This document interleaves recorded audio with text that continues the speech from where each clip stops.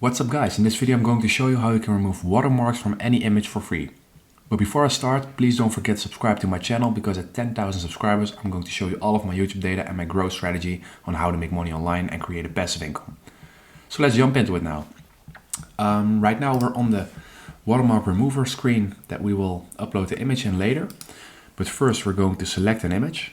I have this image of this mountain with a watermark in it and I want to remove it. So I'm going to the watermarkremover.io website.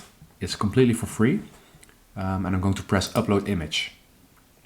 And right now I'm going to upload my image, and that's this one.